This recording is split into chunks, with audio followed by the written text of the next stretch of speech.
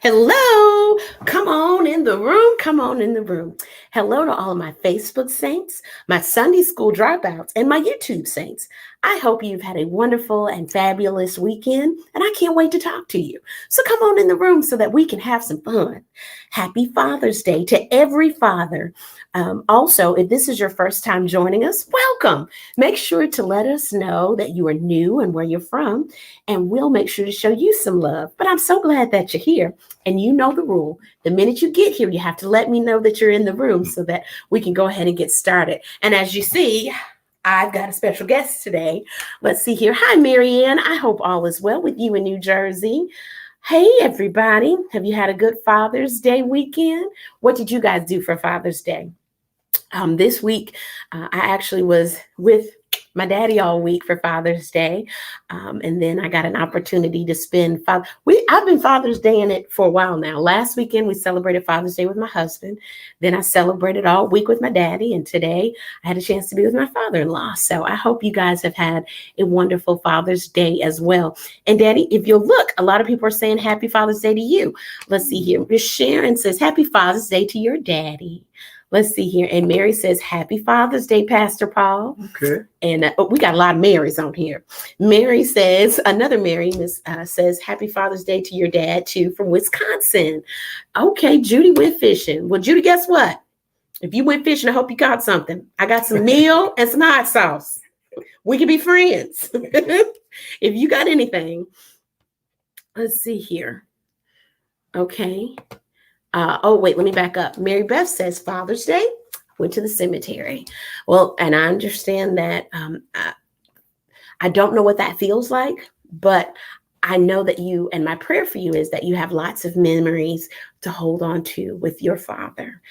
I learned this from him. One thing that he's always taught us is you cherish every day.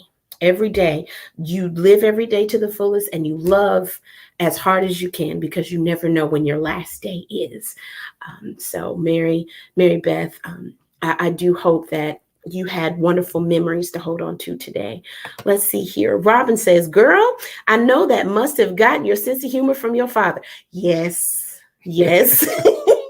I got it from my daddy. I did. Let's see here. But you're just getting lots of Father's Day love. And we're just going to jump right into tonight's conversation. But first, I do, of course, want to do your Bless Your Heart. For anybody that's brand new, Bless Your Heart is a Southern term, and it's usually an insult. It can sometimes be used as a term of endearment. But for the most part, it goes back to when you've been told if you don't have anything nice to say, don't say anything at all. Bless Your Heart just covers all of those comments, all of them. How many meals have we had to eat from members of the congregation that weren't right? Yes. Bless your heart. How many notes have we heard in church? It wasn't a holy note that they hit. No. Bless your heart. So tonight, I want to talk about a very special Bless Your Heart in honor of Father's Day. And so I can't wait to share this one with you guys, okay? Let's see here. Dawn says, I spent it with my husband. My daddy's been gone for almost 20 years. Well, I'm glad you had a chance to spend it with your husband. That is beautiful. Let's see here. Okay, so let me tell you guys about this because I want your opinion. And then we'll get your opinion on this. This happened last week, or it was reported, this story came out around June 11th. A Virginia dad made his final child support payment by dumping, you ready for this? 80,000 pennies on the lawn of the child's mother. So he took the time to gather 80,000 pennies and dump it on the mother of his child's lawn as a final payment. Okay? Who gets to bless your heart for that? Somebody please tell me. First of all, I need to know what kind of petty do you have? That is like petty Pendergrass. That is petty LaBelle to another level. You understand what I'm saying? If you took the time to sit down and think of something, I don't really know what he was trying to accomplish by doing that, but I do believe this might have backfired on him. Tremendously. Do you have any idea of why somebody would do something like that? Not the slightest. Mm-hmm. 80. He was a penny short. See, Adrian?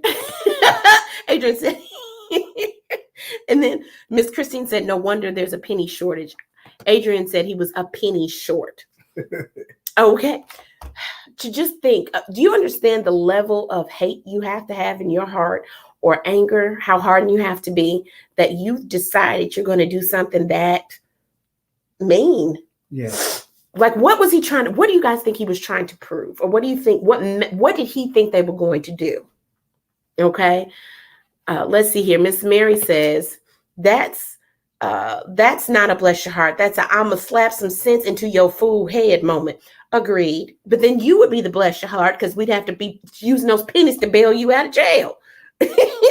So either way, I'm just wondering what you guys think. Monette, thank you. I love you too. I appreciate that so much. I just thought this was a perfect story to start us off with tonight on a bless your heart. But this is why you can't let me tell you something. No matter how hard you try to do something crazy, it always backfires. It always backfires on you. So, oh, look, Mimi's watching, Daddy. Oh, okay. Yes. Hello, Mimi. Let's see here. Marianne says, many years ago, when my local bus raised its fare, I objected by paying the fare entirely in pennies one time. I was young and foolish. You were young and foolish, but what were you trying to accomplish at that moment? What did you feel by doing that you would gain? Because this particular situation backfired tremendously on this father. And I think Miss Laverne says, you know Miss Laverne, don't you? Alicia Prater's mom. Oh, okay. That's a terrible example for his children. I would think he probably doesn't have the best relationship with his daughter anyway. Based on this, let's see here. He was upset with the mother, but the love for the child should have made him have a better attitude. Absolutely. Absolutely. And a lot of times you just shouldn't do things out of anger, you know? And in this case, it backfired on him tremendously. Hey, Tina, I hope all is well. Heather says, I might be in the minority. We don't know what the mother took that father through. We don't know the backstory, so I can't say whether his pettiness was warranted or not. Not all mothers are saints and can take their fathers through hell. Absolutely, Heather. I've seen it happen. Have we not? Yes. We have. But I will go with you to a point because there's still a child involved. And I just feel that your love for your child and your desire to be an example for your child should supersede the stupidity of anyone else. Is that fair, Heather? You understand what I'm saying? The mama might be Petty LaBelle. The mama might get the Petty Award of the year. But that's still the actions of someone else should not dictate how you respond. Is that fair? That's correct. But in the end, I feel that, to your point, actually, Heather, we don't know the circumstances, but this father really made himself look bad, even though the mother may be the problem. We don't know. The mother and the daughter, as a result of the father's actions, took those pennies and donated that payment to, to a Richmond shelter serving survivors of domestic violence. Okay. Which I think is admirable. Yes. I think that's a really good thing. Okay, Heather said, yes, that's fair. Mm-hmm. Oh, Petty can be on the other side. Just depends on how the coin is flipped. But they donated the money to a survivor shelter, which I thought was an absolutely wonderful idea. And I think that they are going to get a special seat in heaven because I'm going to tell you right now, I have a heart and I want to give. But my first thought would not be to donate that money. My first thought would be, Lord, I have to go to the bank and get something to roll these pennies up with because we're going to spend them. So I admire the mama because that's where my petty comes in. I wouldn't have the foresight to donate them to somebody else. Okay. Let's see here. Okay, so that's just me. So you guys, who gets the bless your heart for this? The mother, the daughter, or the father? Who gets it? Who gets the bless your heart for this? Because I have an idea of who I think gets the bless your heart, but I'm gonna wait and see who you guys think gets the bless your heart. I have seen two adults play games with them using a child. Yes, yes. So Mhm. she's referring to the fact that so oftentimes parents, and you can speak to this as a pastor Okay. who's dealt with that situation a lot, when a child is used as a pawn. Exactly. But I have to back up and agree with you. Hmm. The father had a responsibility, irregardless to whatever the mother may have taken him through. Hmm.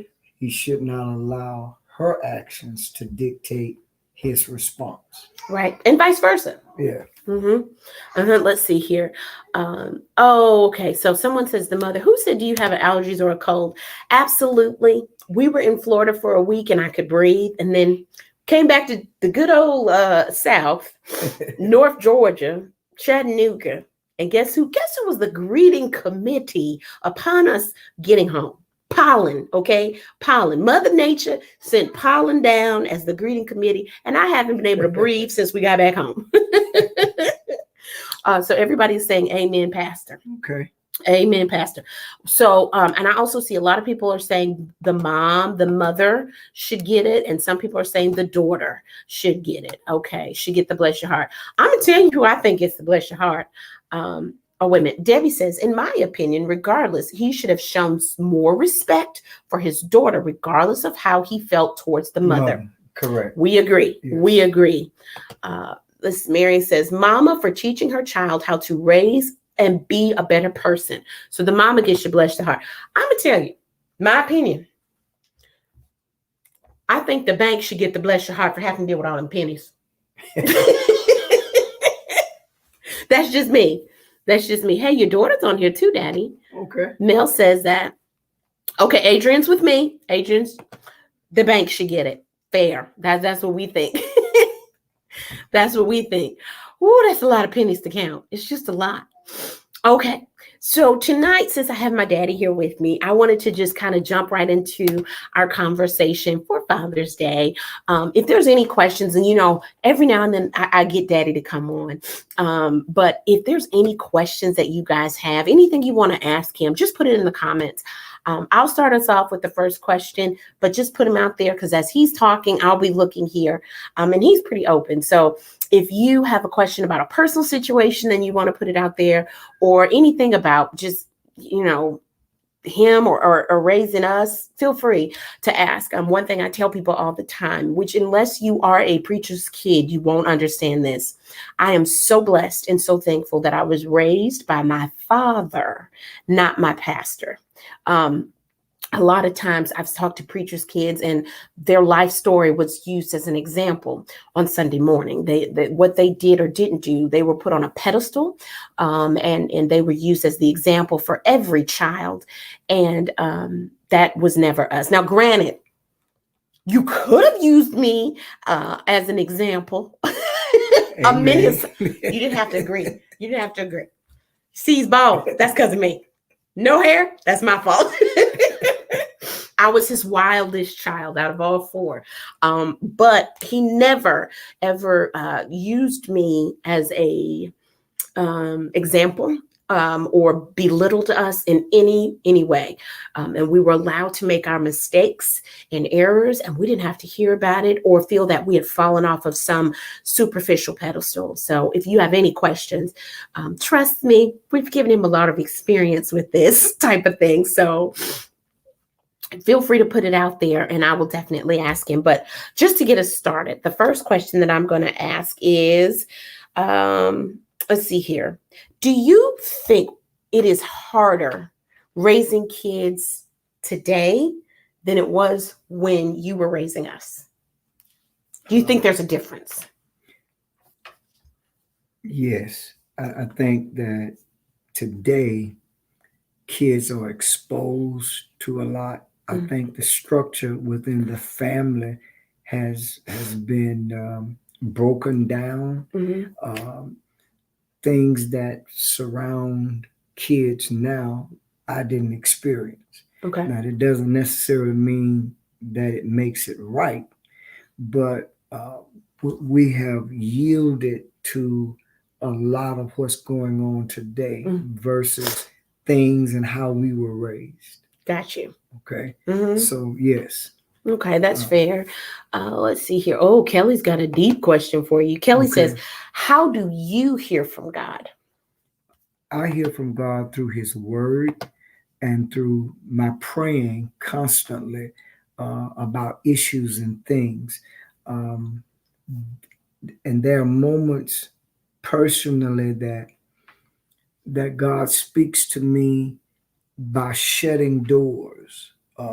You can pray and have a desire to want to do something, and yet at the same time, I have to know that I have his presence leading me in that direction.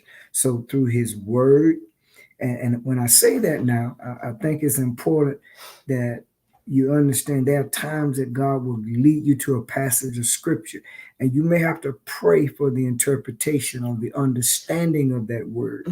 But once you sit down and sit still, there's a sense of peace within me to know that this is what God desires of me to do. That's a very good point, because I'll be the first to tell you, as a Sunday school dropout, about that third thee and thou, you've lost me. And I feel that a lot of times people read the Bible and it's extremely intimidating. So don't expect to just jump into the Bible and immediately have the right interpretation or understanding of it. Now, Daddy, I love this question because him answering this will explain a lot about how he raised us. AJ says, Pastor, tell us a story about your father. Get ready for this one, y'all. My father. Oh, look, Roro asked, was your dad a pastor too?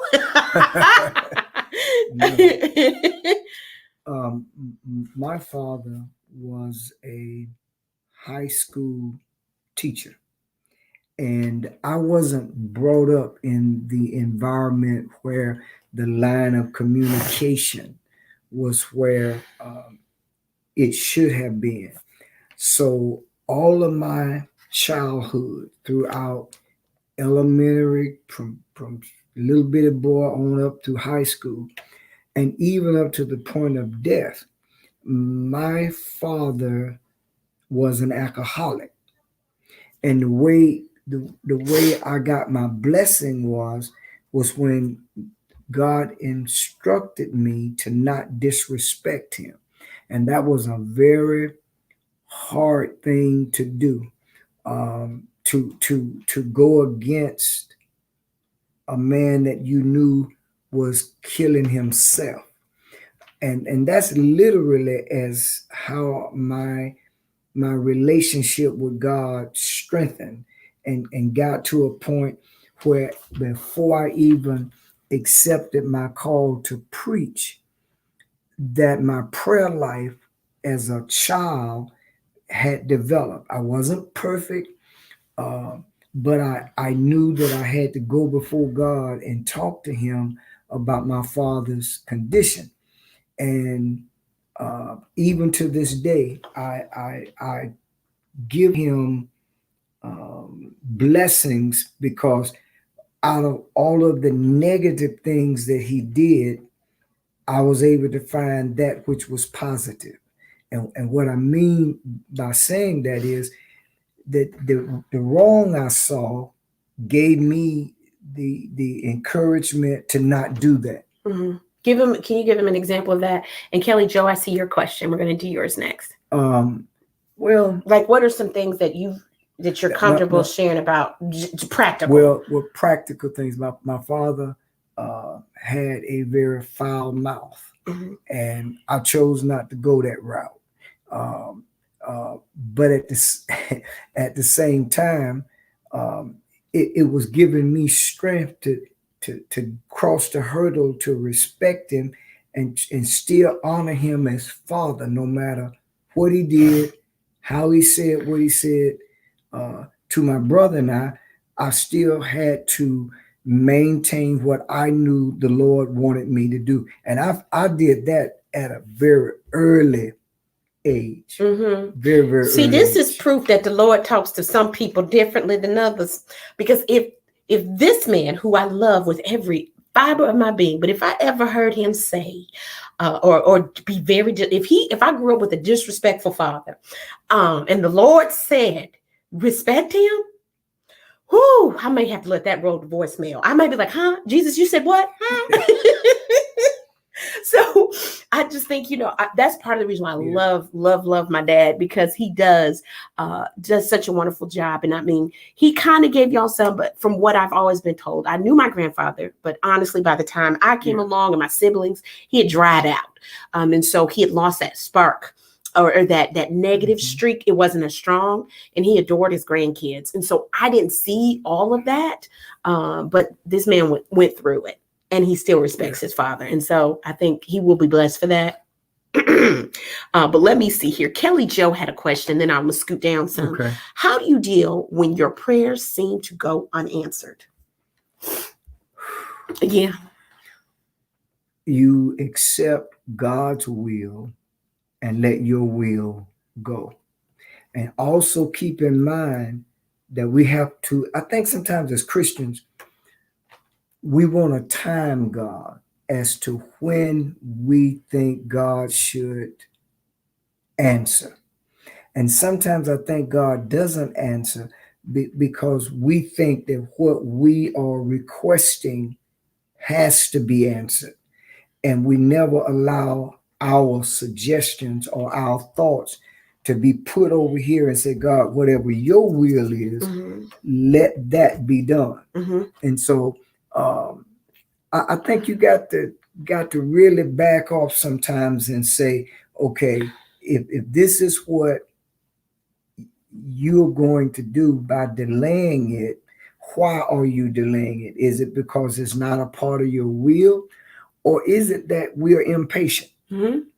Because what might seem a long time to us is not a long time to God. And sometimes he doesn't answer a prayer because he wants to work on us inwardly to become the kind of people so that whatever that prayer request is, you are strong enough that when the blessing comes, you can hold on to it. Absolutely. And Kelly Jo, one thing that I'm still learning to say is, God, if you choose not to answer this prayer, please give me the strength to endure. Yeah. Give me what I need to get through it. If it's a lesson I'm supposed to be learning, if there's something else, just give me whatever it is that I need to hold on. So that is. Now, I like this question as well. Tammy says, was your mother religious? Yes. Religious? What you call religious? She was spiritual. My mother was a Christian woman, but because of the setting or the situation that I came out of, I kind of felt like it was my responsibility to make sure that my mother stayed calm under all circumstances, under all situations. And that was what I did. That's fair. Now, I'm going to add to that. My grandmother knew the Lord. And let me tell you, when I knew at 12 years old, my grandmother knew the Lord. Well, no, I was younger than that. I think I was 9, because at about, I think my grandmother was 68-ish. And we did something that I think I'm still going to have to answer for when we get to heaven. We put my grandmother on Space Mountain in Disney World. Do you remember that? Yes. We put my grandmother on Space Mountain in Disney World. And she called on Jesus in every language, every tongue. She called him from the time that roller coaster took off. I've never heard, she called him so many times on that ride as if it could just stop on its own. Oh, Jesus, Lord Jesus, Jesus, help me, Jesus. So yes, she knew the Lord, and I believe everyone that was on that roller coaster with us knew the Lord too. By the time it ended, she called him. So yes, she was. And one thing that my dad isn't saying that I'm going to pick on him about, because I kind of see where you were going with that question, Tammy. Can you talk a little bit about how growing up you were always taught what happens in this house? Yes. Stays in this house, and how that attitude might have affected you later? Now, let's back up, Mm-hmm. because the original question from the start was about how kids today are raised versus kids being raised years ago. Mm-hmm. And that was something that I was brought up with, Right. that no matter what went on in the house, it stayed in the house. If there were issues, if there were problems, there was a shortage of money, we weren't supposed to know Talk up. any of that. Elizabeth says she can't hear you. We just need you to Okay. speak up. Use your deep voice. Use my deep voice. Uh-huh. I think, Thank you, Elizabeth. I think that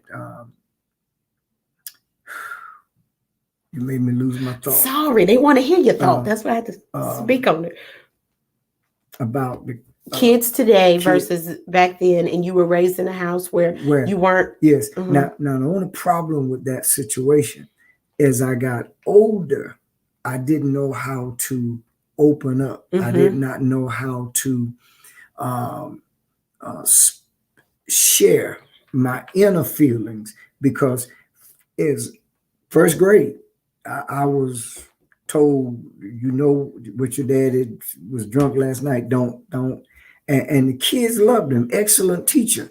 But that was something that stayed with me for a long, long time. And as I got closer to the Lord, I was able to cross that hurdle. But I think from situations in the past, again, I look at my life as though God had already mapped it out. As we know, he maps out our lives for us. And even in my own prayer life, I never prayed for God to kill him or take him out, none of that. But I did pray for strength. I prayed for what was going on. Where did I fit in all of this? And I am the person that I am today simply because of those struggles, those times that I had to. At what age did you start working? When he started, I want y'all to understand. At what age did you go to work? I had a little paper route when I was around 11. But when did you start taking on like responsibilities in the household? 14. Okay. 14. And so because of that, he's being modest. I'm trying to get him to tell it. But at the age of 14, he started working and pretty much took over the household because my grandfather would pretty much drink his check up. Okay. Yes. And so let me tell you the reverse effect of that. I will be the first to tell you, spoiled rotten, because he made the decision at a very young age. I will never put my children in that situation. And so it was nothing growing up for us to say we wanted hamburgers. And if I wanted a hamburger from Burger King and my sister wanted Crystal's and my mama wanted McDonald's, he went to all three places. Every time my daddy went out of the door, he came back on birthdays, Valentine's Day, yes, Easter, Christmas. We always got a teddy bear. It's 3 girls. So imagine by the time we were, when did you stop? We were out of high school yes, when he stopped. So we have tons of bears. That's just him. He has a servant's heart at all times.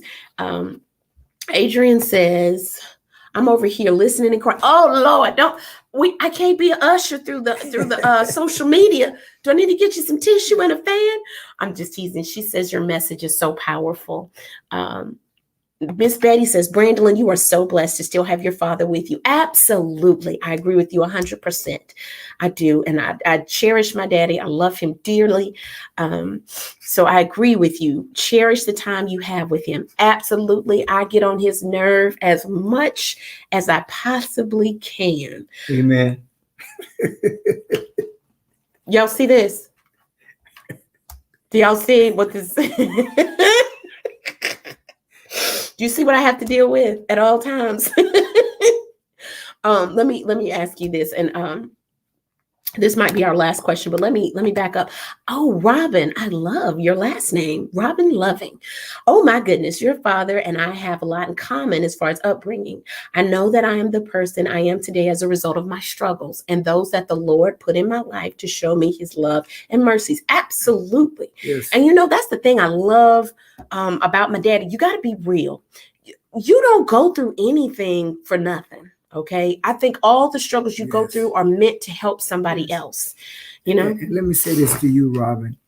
If that is your attitude, I think you are, Excuse I me. would say so many Christians today, we don't want to accept the struggle. And it's only through the struggle that you obtain the lesson that the Lord is teaching us. And why? I don't have the answer, but it will either make you or break you.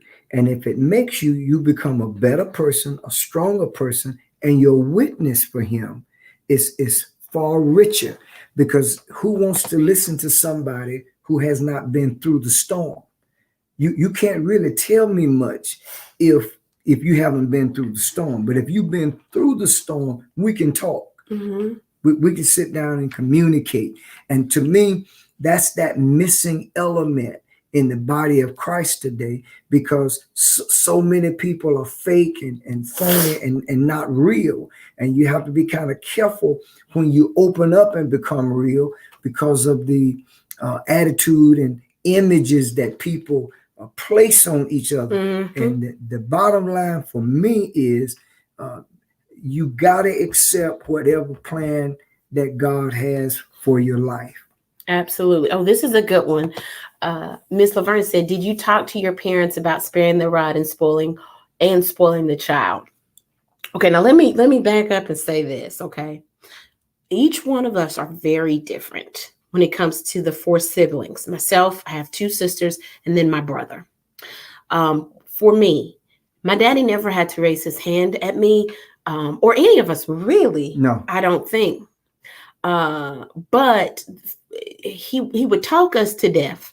By the time he told us what he was trying to say for the 55 millionth time, he would say the same thing 30 different ways. I'm talking about him like he's not sitting here, because he was a teacher. He's a teacher, and he wants you to understand above all. So I'd rather just take the rod after that. Now, my mom, Muhammad Ali, Zorro. She came at you more that way, but that's been our relationship. But that's because I look just like my mom, but I'm a carbon copy of my daddy, and so that's just the way that we communicated. But this is going to be our final question for tonight. I want to ask this.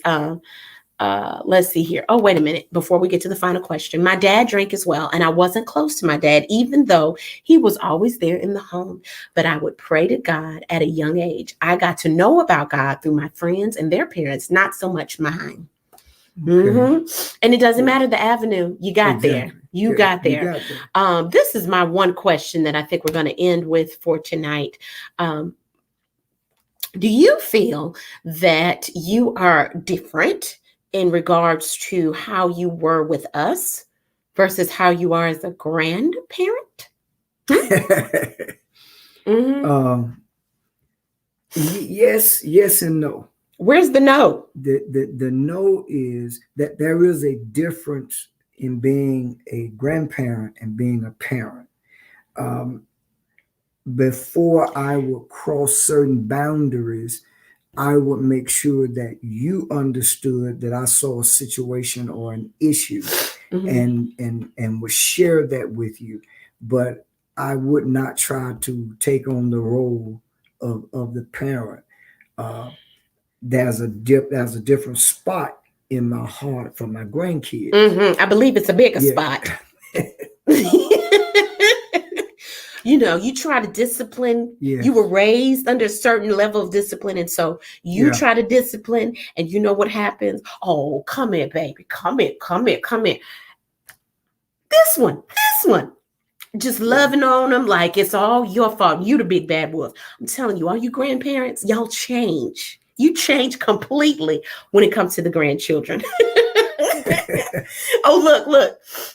That's right. Mel said grandkids can do no wrong. I agree with you, Mel. Let's see here. Okay. Okay. Well, listen. Some of these comments are coming in and I'm trying to read them, y'all. So I apologize. But the one thing that I do want to share with you guys before we go off, two things actually. First, Daddy, thank you so much for going live with me. I love you so much. I appreciate you. I thank you for putting up with me and all of my crazy. Every show, every time. Let me say this, because I've told you all this. I was a partier. He was the one who came and picked me up when I was drunk. He was the one who picked up the phone in the middle of the night. My mom prayed and let me go, which is sometimes you have to do that. So for her sanity, she had to cut the ties. He didn't. He prayed for me. He prayed over me, even when I didn't pick up the phone or I was laying there half drunk. He was there in that regard. My mama prayed for me, stepped over me and went to bed. Okay. But that same daddy never got up in the pulpit and talked about me. That same daddy, every time I performed, every time I wrote a play, my whole family, we move as a group, but he's always been there. He will run the tickets. He will work backstage. He will be an usher. He'll do whatever. And I just want you to know, I appreciate you. No problem. I love you. And I'm going to stop because I'm not going to cry. I'm not doing the tears today. But before we finish, before we go, I also think both styles are needed. Right. Absolutely. I think that there are times that the approach that your mother would take was necessary, and the approach that the Lord gave me, I would take. Keep going. Just a minute. I think sometimes as parents, we don't find that. We don't find that balance. This is great, y'all. Look who this is. Come here, mama. No. Come here. No. We locked my mama out her own house. She got locked out.